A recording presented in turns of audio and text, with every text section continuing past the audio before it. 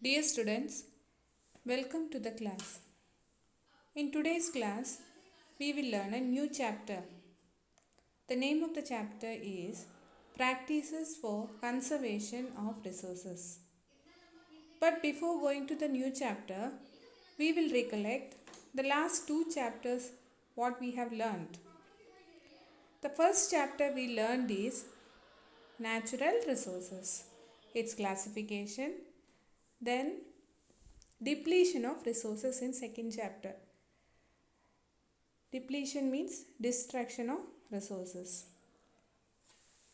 How the natural resources are being destroyed by human beings. Then its causes of resource depletion. Four causes we have learned, and finally the impact of depletion of resources. Now we will start the new chapter. Let's start. In this chapter, we are going to learn about conservation of natural resources, its objectives, the practices of conservation, conservation of water, soil,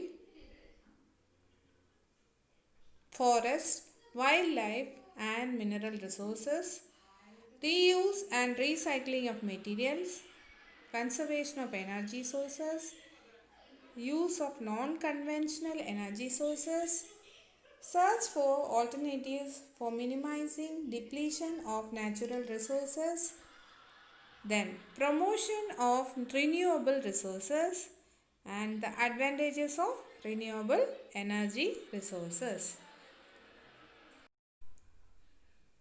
As we have already learned in the last class about depletion of resources due to population growth, the limited natural resources is not enough for the human beings to use. So they are destroying the natural resources.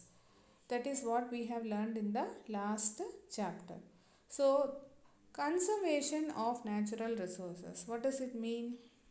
Due to destruction of natural resources, all the resources are at the end of extinct.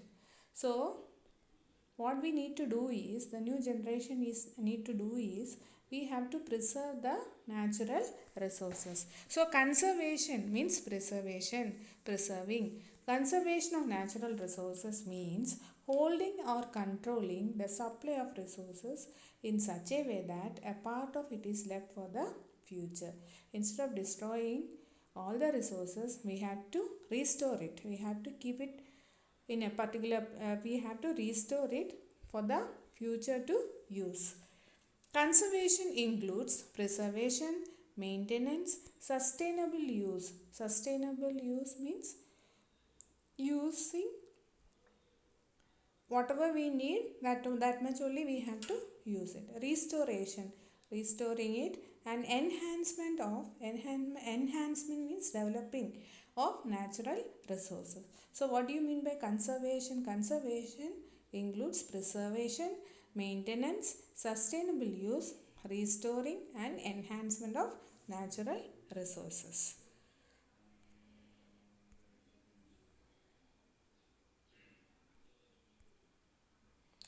Now comes the objectives of conservation. Aims of conservation. Why we are conserving the resources? Why we are conserving the resources? For the future to use. To preserve the natural resources and to ensure quality of environment. To ensure continuous yield of resources by establishing a balanced cycle of harvest and renewal. So these are the objectives of resources. Next, practices of conservation of natural resources. In order to conserve the natural resources, we are saying that we have to conserve the resources. But in what way we have to conserve the resources, that we are going to learn now. How to conserve the resources. What all practices we have to follow to conserve the resources. It includes reducing, reusing and recycling. The fourth one is decreasing pollution of air, water and soil by making use of energy efficient appliances and vehicles. How to decrease the pollution? Anyhow, due to population growth, we are using vehicles. A number of vehicles we are using, but instead of using diesel and petrol, we can use energy efficient appliances. That is battery used vehicles. Using CNG also, we can control the air pollution. So these are the practices of conservation of natural resources. Now we will watch how to conserve the water. Water is the most important natural resource which is available in our earth's crust. So, how we can conserve the water? There are four methods of conserving the water. The first one is use of sprinklers. So, what do you mean by sprinklers? See, look at this picture. Sprinklers are very effective and efficient technique for water. Actually, water is used for irrigating crops. So, water is an essential factor for irrigating the crops. So, by using these sprinklers, we can effectively conserve the water. They not only economize water but also effectively irrigate uneven land. Drip or trickle irrigation technique helps in conserving water through evaporation. So this is an effective method to save water also. It will evenly irrigate the land. So second one is mulching. It is another method of covering soil to prevent evaporation so that the soil retains moisture. Look at this, the second picture. It is covering the soil using plastic sheets. Plastic sheets are used to cover the soil so that it should not more evaporate. The cover is provided by dry plant materials such as straw, dried leaves and wheat stubble. The third one is rainwater harvesting that we already knew, isn't it, children?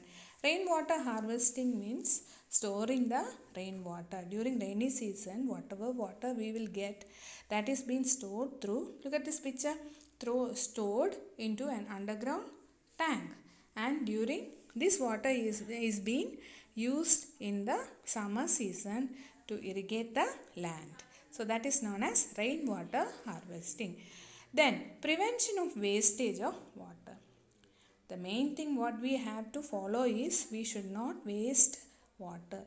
The wastage of water in households, commercial buildings and public places, it can be prevented by closing taps, repairing any leakage of pipes and not throwing the garbage in water. In this way we can prevent the wastage of water. These are the four methods to conserve the water. What are the four methods, children? First one is use of sprinklers.